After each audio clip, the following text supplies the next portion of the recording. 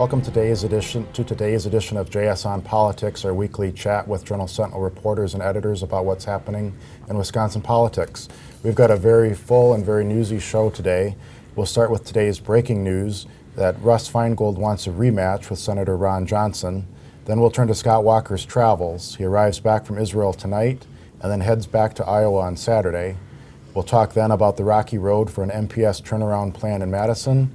And we'll look back at the decision this week for no charges against the police officer who shot and killed Tony Robbins in Madison. And of course, we'll take a stab at some reader questions. But first, we'll start with this clip from Russ Feingold's announcement this morning. I'm Russ Feingold. We need to get started fixing all this. People tell me all the time that our politics in Washington are broken and that multimillionaires, billionaires, and big corporations are calling all the shots. They especially say this about the U.S. Senate, and it's hard not to agree.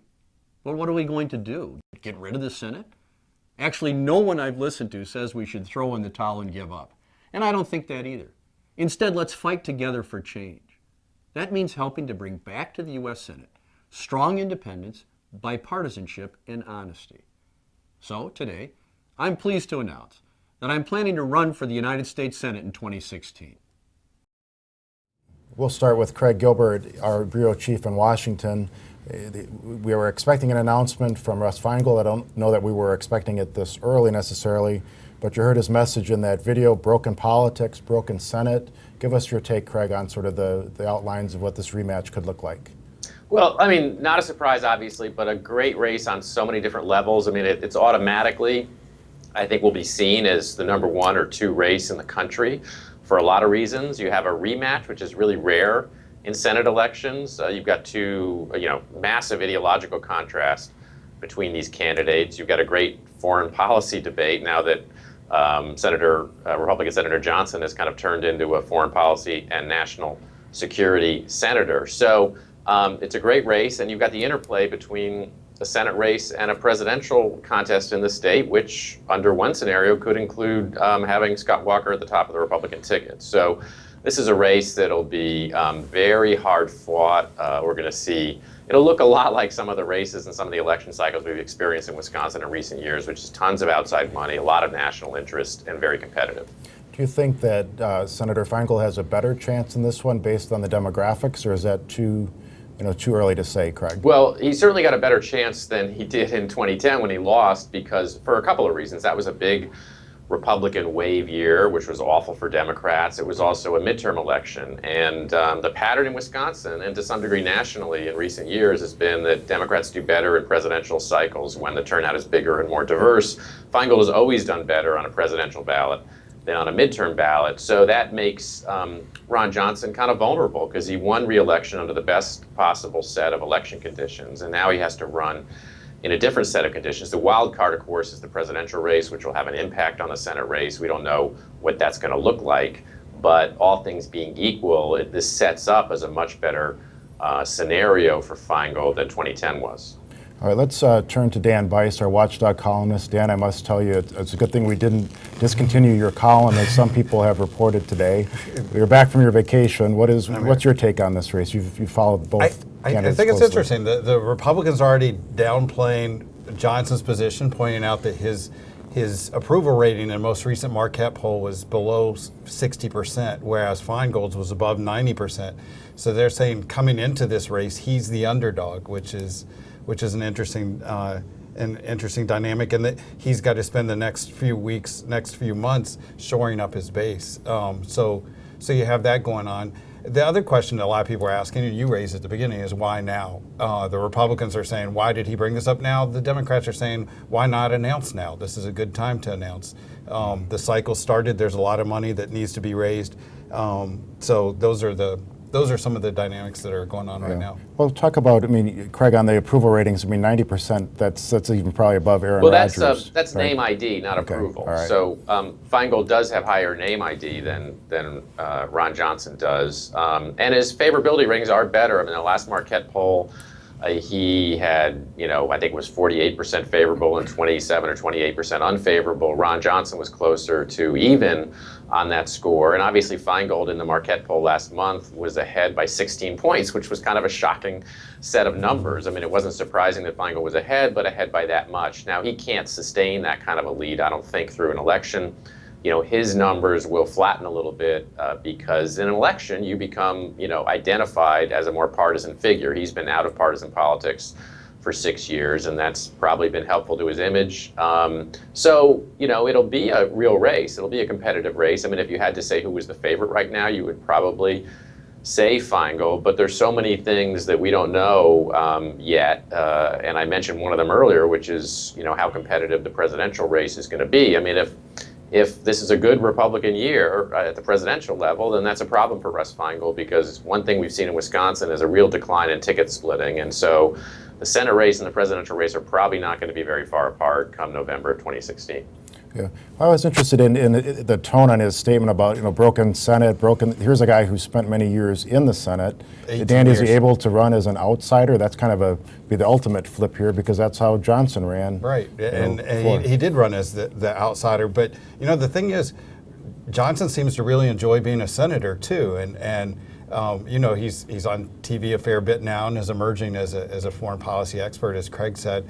It is interesting that the dynamic is, it looks like they're going to try to flip it, but it's going to be hard to do. He was 18 years in the Senate, and for I think 10 of those years, the Democrats had a majority. So the question is going to be, how much did they accomplish during their time in the Senate? All right, we also have Tom Kircher here with us today, who's a PolitiFact Wisconsin reporter. And I just wanted to ask you, Tom, can you give us a quick sense of how the two have fared on the truthometer back on that first election? Sure. Well, there's an imbalance because Russ Feingold was defeated for election a couple of months after PolitiFact Wisconsin launched. So we only fact-checked him 5 times. 1 true, 2 half-true, 1 mostly false, and 1 pants on fire. We gave him a pants on fire rating because he said he had been outspent by his opponents every time he ran for the U.S. Senate. But in his third election, he was counting all the Republican candidates who ran in the primary, not the one who ran against sort him. of aggregated them all. Right. And then Johnson. And for Ron Johnson, of course, he's been on the scene much longer since PolitiFact launched. We've fact-checked him 26 times. He's had 2 true, 1 pants on fire, and the rest of his ratings have been in between. His pants on fire was for a statement about fraud. He said that the average rate of fraud in 4 different public assistance programs was 20 to 25%, but we found no evidence that the rate of fraud was nearly that high. All right, well, let's turn to our next topic today, which is Scott Walker, who literally is globetrotting because he should be at this moment on his way back from Israel. He's expected to arrive back tonight and then continue his nation trotting on Saturday, heading to Iowa.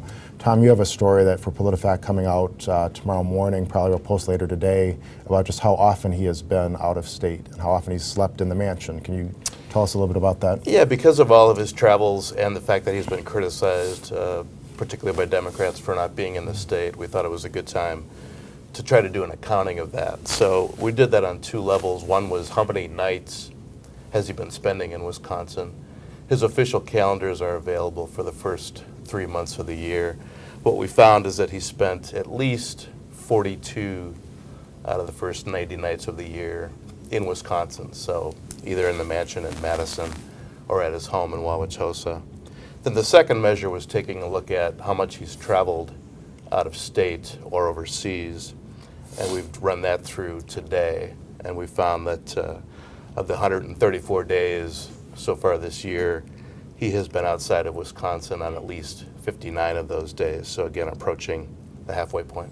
All right, well, Craig, let me ask you this, because you've covered presidential politics for some time.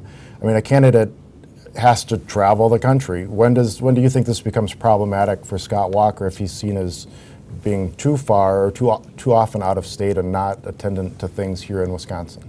Well, judging from the last poll that Marquette did last month, it may already be problematic. I mean, he had his worst ratings in any of the polling that this particular pollster has done, going back to January of 2012, 41% approval. easily his worst numbers. Now, we don't know whether that's how much of that may be due to the travel and the perception of some voters that he's not on the job as much. It could be partly due to the budget and the debate over his budget. There's some things in the budget that aren't very popular. It could just be, when you're running for president, as he is, he's running and speaking to a very conservative set of voters, which are more conservative on average than the average Wisconsin voter, because he's running for the Republican nomination. So all those things, I think, are can drag down his approval ratings in the state, and it'll be interesting to watch if that continues, and if that continues, whether that affects his presidential message at all, which, as we know, is kind of built on the idea that he's managed to take a very difficult swing state and achieve a lot of political success with a very conservative agenda. All right, so if there were a checklist out there for someone, a governor running for president, it would include a box of travel to Israel and meet the leaders there. Dan, do you want to talk a little bit about how did he do? It's hard to say because we weren't there and really no reporters were there. Yeah, it's a very bizarre trip. I mean, because the upside for all this travel is that you're supposed to use this as a platform for your presidential run, but he's not done that. He decided not to have any press there, to have no public events. And so the headlines coming out of it all around the country have been, is this a listening tour or is he in hiding? He's taken no questions about Israel, which is a big opportunity for him to address social conservatives who care a great deal about Israel. And there's the Politico story today in which leaders of the Christian right are raising questions about his status as a candidate. It seems to me there was a missed opportunity. I know there are concerns that he didn't do so well when he was in England answering questions there. So they're playing it very safe by not having him address questions about Israel, which, that's a dicey situation. Clearly lots of tough questions he would have been asked, but they've taken the easiest road, which is to have him not answer any questions at all. Craig, do you have a take on that? I mean, he goes through the time and effort to go there. Clearly he will learn something from being there, but has he advanced his presidential effort by making this trip? Well, not as of now, but he'll be able to say down the road that he's been there. He'll be able to talk about the conversations he's had, and he's going to use that to try to sound, more informed about foreign policy and to sort of discuss or tout his foreign policy credentials. Those are all important things to do. It's awkward. I mean, it's awkward for any governor because by definition, you're not a foreign policy candidate and you don't have that background.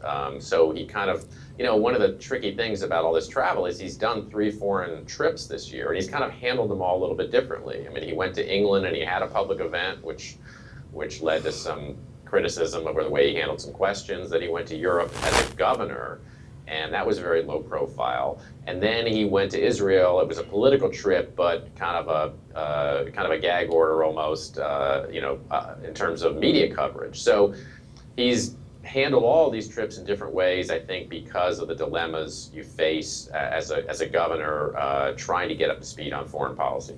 The thing is, he's such an accessible governor and someone who loves talking to the press. I'm sure this is a tough thing to convince him not to go there for 4 days and basically get a couple of photo ops out of it, and a conversation with Benjamin Netanyahu. It's interesting how he's having to change who he is while he runs for president. Yeah, let me ask you quickly, Dan, before we shift to our next segment on you referenced the Politico story about how he's going to be meeting with some, social conservative leaders. In the polls, he seems to be doing well with the average social conservative voter, but what's the dynamic there? Well, the thing is, Scott Walker, there are 2 parts to him. One, he is a very religious person, and at the same time, he's a very pragmatic politician, and those things come together in different ways. So at certain points, when he's asked during the last campaign his position on same-sex marriage, he says he has a position, but he doesn't want to tell us. Well, everyone knew what his position was, but he was being pragmatic, and he didn't want to bring that up at that time. Now some social conservative leaders see the fact that he has taken a pass on some of these social issues and say, is he very firm on these issues? And so he's got to explain why, when he's running in Wisconsin, he didn't make these social issues, abortion and same-sex marriage, at the top of his agenda. All right, well, that's where we'll leave it for this segment. Now we're going to go to a tape segment that looks at developments in Madison on this bill that would allow some of the MPS schools to be put in turnaround status. We're here now with Aaron Richards, education reporter for the Journal Sentinel, to talk about a plan that was unveiled this week in Madison, perhaps unintentionally unveiled through some leaks to Aaron as the reporter, about turnarounds for MPS schools. Aaron, can you tell us a little bit about the plan and how it would work? Last Friday, Dale Koinga, representative, sent out an email to education leaders asking for some feedback about a proposal to turn around schools in MPS by way of removing the authority of the school board and having those schools answer directly to the county executive. The county executive would appoint a commissioner, somebody with an educational background, and that person would be able to solicit offers from charter schools or voucher schools to potentially assume the management of these low-performing schools and try some new strategies to improve achievement. Okay. So why, here's one of the questions I had when I read that story, was why Chris Abele and not Tom Barrett as the person who would be in charge and able to make these decisions? Well, as you know, Greg, in 2009, Mayor Barrett and former Governor Jim Doyle, also a Democrat, launched an ultimately unsuccessful bid to take over the schools as a mayoral takeover. That fell flat. There was a lot of opposition to it. This time around, Koinga's office said they floated the details to Barrett. Barrett didn't bite. Barrett's office maintains they didn't bite because they didn't have all the details. They still don't have all the details. So ultimately, I think you saw them reach out to Chris Abele and his county executive office because it was the only other independent government authority that might want to take it out. One distinction this time when it was Barrett and Doyle, it was to take over the whole district. If I remember, this is specific low-performing schools. That's true. And was there some issue, I know about, could it be charter schools or private voucher schools? Does that sort of muddy up the waters in terms of support in Madison? It does. There are other turnaround zones elsewhere in the country. Some are run by the state, some are run by some kind of independent authority. But for the most part, it's only charter schools, which are public, that get a chance to say, we have a better plan for this school. In Milwaukee, we have a large number of private schools that get public money, voucher schools. This would be the first time that private schools, I think, would be able to, run these schools. There's some question of whether those schools would be able to continue to teach religion if they were invited to take over a public school. And I know this plan came out kind of, I wouldn't say unintentionally because it was a source provided you the details, but were the sponsors prepared for this? Is it ready to go, or are we still going to have a little bit of time before it be a bill that's ready to actually move? I think it depends on who you ask. Dale Koinga said, we sent it to a lot of people, we figured it would leak. At the same time, it seems a little bumpy. Chris Abele, wasn't given a full heads up that this was coming out. Alberta Darling confirmed they didn't have his full commitment to lead this before it came out. After it, he has said, I'd be willing to do this if it's good for the kids. But, other things have been a little bumpy too. Not everyone is united behind the plan. It's a little bit unclear. There's questions of where the funding would be coming from. Who exactly would charter these schools? Would these schools that take over the public buildings, would they lease the buildings? What would happen if they became higher performing? Would they be returned to the district, or would they be continued to run by these independent schools? Yeah, so in a way, it seems like MPS is similar to the weather. Everybody talks about it, but nobody does anything about it. So do you think this plan actually has enough legs to pass, or is this just a side issue that isn't going to really go anywhere when it comes time in the legislature? I think the devil is really in the details. If Darling and Koinga can hammer out the specifics on this thing and get a robust bill that could get some actual traction in the Joint Finance Committee, that's the budget writing panel that's down to the wire in revising the governor's budget, that's an option. I don't think this bill stands a chance on its own if it were introduced independently. I think the opposition in some kind of public hearing or public hearings would be really strong from especially the teachers union in Milwaukee, grassroots groups, maybe even the Black community, saying this is a takeover of some of our lowest performing schools that serve predominantly Black and brown kids. So I think it would have less of a chance of passing if it comes out as an independent bill. All right, well, thank you very much for that update, Aaron. Thank you. We're back live now and moving into our last segment, which looks at the fallout from the ruling or decision on Tuesday by Dane County District Attorney Ishmael Ozan to not charge the police officer who shot Tony Robinson in the incident a few months ago. It has sparked demonstrations and marches and lots of issues of interest. So we're going to start there with a little video clip of the DA talking about why he made his decision. I conclude that this tragic and unfortunate death was the result of a lawful use of deadly police force, and that no charges should be brought against Officer Kinney in the death of Tony Robinson Jr.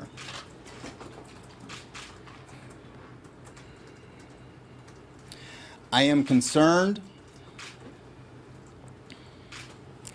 that recent violence around our nation is giving some in our communities a justification for fear, hatred, and violence. I am reminded that true and lasting change does not come from violence, but from exercising our voices and our votes. The Reverend Dr. Martin Luther King Jr. said, "Violence brings only temporary change. Violence, by creating many more social problems than it solves, never brings permanent peace." All right, we're back live now to talk about that decision and the video we just saw. Let's start with Mary. You were in Madison covering the decision, and you've covered this incident from the beginning. Talk a little bit about what the reaction was to it and what we can sort of learn from that. You know, the reaction in Madison has been very peaceful since the incident, which occurred in early March. It remained peaceful. There was certainly a lot of anger and frustration among people marching after this decision, but we haven't seen any, looting or rioting or anything that has taken place in other cities like Baltimore. All right. Well, James, it seems to me we've been on a heightened awareness of this issue in the past few months, or even the last year or so. When you go back to some of the local cases, there always seems to be that each case is a little different, but there's a certain sameness about them too. What is your view on this? Were you expecting the police officer to be charged, or were you figuring he wouldn't be? I didn't expect him to be charged.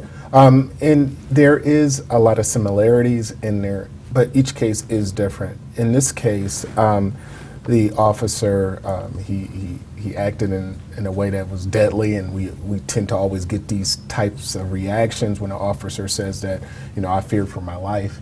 You hear that all the time. I feared for my life, and I had to use deadly force. And that's the frustrating part that a lot of people have, and they want to know, why is it always deadly, especially when these people are not armed, or why didn't he wait for backup?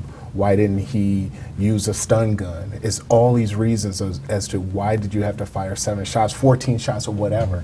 And so that's the frustrating part, and people want answers to that. Mm-hmm.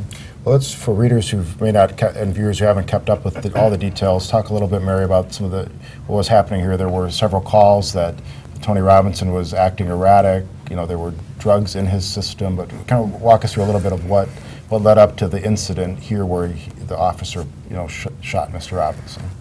The DA went through pretty impressive detail of what they looked at in their investigation.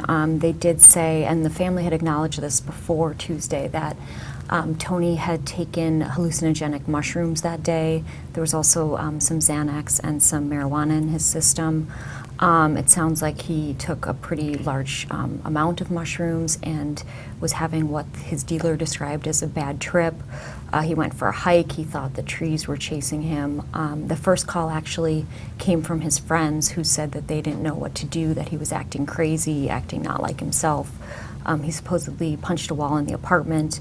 So the initial call was actually a check welfare call, not a I'm being attacked call. However, as Officer Kenny was heading to the apartment building, 2 more calls came in, one saying that he was attacking pedestrians, that he had punched someone outside a restaurant, another one from someone who said he had was yelling and had tried to choke them at a gas station. So the family did say, why did the officer go into that apartment? Why didn't he wait for backup?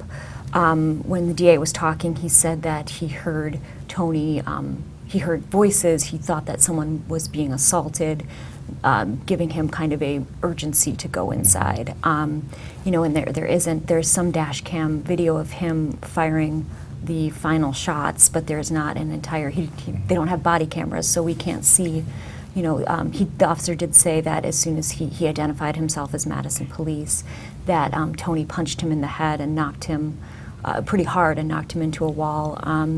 So, you know, Tony isn't around anymore. Right. So the circumstances of this one were very different than what people would remember from the Dontre Hamilton case, where Mr. Hamilton was sleeping on a park bench, and officers had already come and said, "There's nothing for us to do here." Another officer came up. Exactly. I mean, do you have any thoughts, James, on what helps resolve this? Are body cameras the answer? Is it better training? Is it better, what can we do to avoid these situations in the first place? Well, that's a good question, but let me go back to what Mary said. He also said he feared for his life, and he feared that Tony would get a hold of his gun, which trying to get a gun off an officer is almost impossible to do because they're locked in such a way that the officer is usually the only one that could get that gun off of himself. But going back to what could be done, what could change things, that's a very complicated question. Body cameras are a start. More training, more diverse workforce would be ideal, but just better police and community relations will help solve a lot of these issues as well. Mm-hmm. Let me ask Mary, we had a story this morning from Gina Barton on how the new law requiring an independent review, in this case by the Department of Justice, was different this time than the last time. It seemed to be a lot more thorough than in the Hamilton case. It seemed like they really put just a huge team on this case. I think there was a lot of awareness that this was a high-profile case, especially in the wake of what's happened nationally. They put, I believe it was more than 20 investigators on it at one point, 24 maybe, and that certainly seems different than the Dontre Hamilton case, where it sounds like investigators were actually turned away. A few were turned away from the scene. Well, let's turn now in our last few minutes here to take some questions from the readers, and the first one is right on this point, and it's for James. So our reader, in this case, his slug name was Tired of It, and it says, this one is for Mr. Causey. We have these incidents all the time, but why are the police always at fault? In Madison, the guy was on drugs and attacked the officer. Where is his responsibility in this? Well, it's obvious that Tony was on drugs and he was sort of out of his mind per se. So, using deadly force against someone like that, why was that required? So, but it's not always the officer's fault. And the phrase a question like that indicates that officers get charged all the time, which they don't. And that stems from a lot of the frustration. We always talk about more training for officers to prevent these types of tragedies from happening, but it seems like all of everything that they do doesn't seem like it's enough because we always have more of these types of incidents. Okay. I'm going to throw one to Mary now. This is from a reader or viewer whose name is Walker Guy. Walker. He says, why are you making, and this isn't you particular, I don't think, why are you making such a big deal on how much time Walker is out of state? Other candidates are traveling all the time, but they seem to be able to manage the affairs of their states. Why is this an issue for voters? It's not that Governor Doyle never left the state, but it is very noticeable that Governor Walker is traveling all around the country and around the world doing really high-profile events as he's anticipating or considering a presidential run.